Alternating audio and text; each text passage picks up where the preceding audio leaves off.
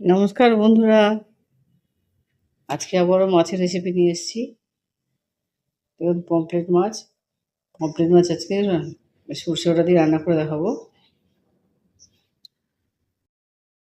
Pomfret মাছগুলোকে কেটে পরিষ্কার করে নেব। এই পমফ্রেট মাছগুলো খেতে খুবই ভালো লাগে, যেহেতু কাটা নেই, মাঝখানে একটা সিতারে কাটা ছাড়া কোনো কাটা নেই, নরম মাছটা খেতে খুব ভালো। মাছটাকে আমি পরিষ্কার করে ধুয়ে কেটে নিয়েছি, আর নুন হলুদে মাখিয়ে নিচ্ছি। এই বাটা হলুদ দিয়ে নুন দিয়ে মাখিয়ে নেব। প্রথমে মাছগুলো ভালো করে আমি ভেজে নেবো, ভেজে তারপর রান্না করব। পমফ্রেট মাছ কিন্তু যে কোনো অনুষ্ঠান বাড়িতে আমরা খেয়ে থাকি, বা যে কোনো সমুদ্রের পাড়ে আমাদের ভালো, সমুদ্রের মধ্যে মাছ খেতে ভালো লাগে। সমুদ্রের পাড়ে অনেক আমরা বিভিন্ন রকমভাবে রেসিপি খেয়ে থাকি সমুদ্রের মাছটা। কড়াটা তেল দিয়ে দিয়েছি, তেলটা ভালো মতো গরম হলে এক এক করে মাছগুলো ছেড়ে দিচ্ছি। মাছগুলো যেহেতু বড় বড় সাইজের মাছ, সেহেতু বেশি বেশি মাছ একসঙ্গে রান্না করা যাবে না, বারে বারে করে রান্না করতে হবে, নাহলে ভেঙে যাবে না, গায়ে গায়ে উঠে যাবে। যেহেতু আস্তে আস্তে করে অল্প অল্প অল্প করে মাছগুলোকে রান্না করতে হবে, নাহলে নরম মাছ ভেঙে যাবে। তো উল্টে পাল্টে এক পিঠ ওপিঠ করে ভেজে নিচ্ছি। খুব কড়া করে ভাজার দরকার নেই মাছে।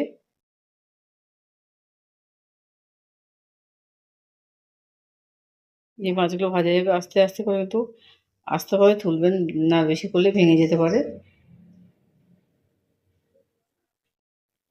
বাড়িতে এই মাছ রান্না করে দেখুন, খুবই ভালো লাগবে। এই মাছ এই মাছ সবাই খেতে পারে, কোনো সমস্যা অসুবিধা হবে না, সমস্যা হবে না। সবাই মোটামুটি এই মাছটা খেতে পারে।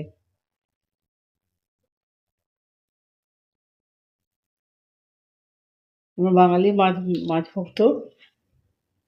এইসব মাছ আমরা দেখেই আমরা তো লোভ লাগে, লোভে পড়ে আমরা বিভিন্ন রকম মাছ খেয়ে থাকি। যারা মাছ খান, এরকম মাছ খান, খেয়ে দেখুন, স্বাদটা খুবই ভালো লাগবে।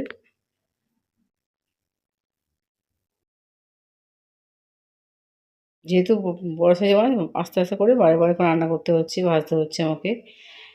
আমরা যেমন মাছ নেবেন সেই অনুযায়ী সেরকম করে মশলা রেডি করে নেবেন। আজকে আমি পোস্ত দিয়ে, সাদা সর্ষে দিয়ে রান্না করে দেখাবো। আমার ছেলেরা বিশেষ করে যায়, আমার ছেলের বিভিন্ন রকম মাছের রেসিপি আছে, পমফ্রেট মাছও রান্না করা আছে। বিভিন্নভাবে এই মাছ বিভিন্নভাবে রান্না করা যায়। পেঁয়াজ দিয়ে যেমন রান্না করা যায়, এবং সরষে বাটা দিয়ে, নারকেল দিয়ে রান্না করা যায়, অনেকভাবেই রান্না করা যায়। সেটা আমাকে একটু ফলো করে থাকুন, আমি ওই মাছটা কীভাবে রান্না করছি। এই রেসিপি একবার ফলো করলে রান্না অবশ্যই দেখবেন, খেয়ে দেখবেন ভালো হয়েছে। প্রতিদিন একভাবে রান্না তো খেতে ভালো লাগে না, বারে বারে একটু ঘুরিয়ে ফিরিয়ে রান্না করে দেখুন, বাড়ির সদস্যদেরও মজা লাগবে খেতে, আপনিও খাইয়ে তৃপ্তি পাবেন। এবার আমি মশলাটা রেডি করে নিচ্ছি। কাঁচা লঙ্কা দেবো, এই রান্নাটা বেশিরভাগই কাঁচা লঙ্কা দেবো। কালারের জন্য আমি যদি গুঁড়ো লঙ্কা দিতে পারি। পোস্ত দিয়ে দিচ্ছি। পোস্ত দিলে খেতে খেতে খুব ভালো লাগে খেতে।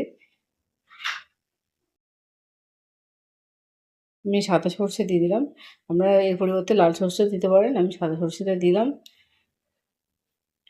সামান্য পরিমাণে একটু জল দিয়ে দিচ্ছি, বেশি জল দিতে হবে না, যেহেতু সবই শুকনো শুকনো। কালো জিরা ফোড়ন দিলাম। এই রান্নাটাতে অবশ্যই কালো জিরা ফোড়ন দেবেন। প্রথমে হলুদটা দিয়ে দিচ্ছি, ফোড়ন দেওয়ার পরে হলুদ বাটাটা দিয়ে দিচ্ছি, এবং যে মশলাটা রেডি করেছিলাম, পোস্ত, কাঁচা লঙ্কা, সাদা সর্ষে, সেই পেস্টটাকেও আমি দিয়ে দিচ্ছি।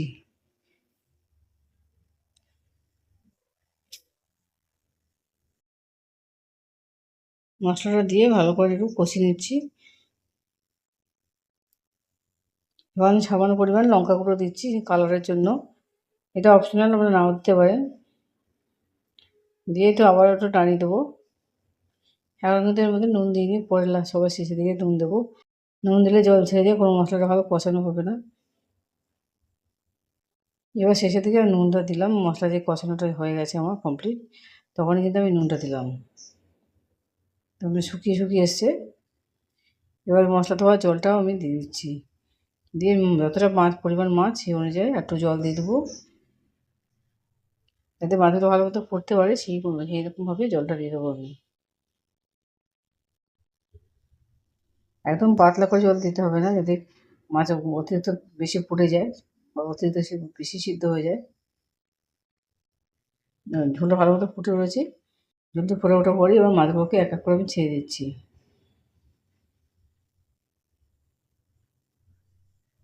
ভালো মতো কিন্তু মশলার গ্রেভিটাও কিন্তু ঢুকে যায়, এভাবে দেখবেন যে ভালো মতো ঢুকে যায়। এই সময় যদি কিছুটা একটু ঢাকা দিয়ে রাখতে পারেন তাও আরও ভালো হবে। গ্যাসের আঁচটা কমিয়ে যদি একটু ঢাকা দিয়ে রাখেন তাহলে ভালো মতো রান্নাটা হয়ে যাবে। এর কিন্তু রান্নাটা বিশেষ কিছু দিলাম না, যেহেতু গরমকাল বিশেষ কিছু দিলাম না, কিন্তু এই মাছটাও খেতে কিন্তু খুবই ভালো লাগবে। কোনো মশলা ছাড়াও, বেশি মশলা ছাড়াও কিন্তু খেতে খুবই ভালো লাগবে। গরম গরম গরম ভাতে পরিবেশন করে দেখুন, এটাও কিন্তু খুবই খেতে ভালো লাগবে। লাইক এবং সাবস্ক্রাইব করতে ভুলবেন না, কমেন্টে অবশ্যই আমাকে জানাবেন আমরা কারা কারা পমফ্রেট মাছ এভাবে রান্না করে খান। এবং মশলাটা যে গ্রেভিটা ঘন হয়ে এসে দেখুন ভীষণ মাখা মাখা হয়ে গেছে। এবার গরম গরম পরিবেশন করুন, সবাই পরিবারের সকলকে খাইয়ে দেখুন।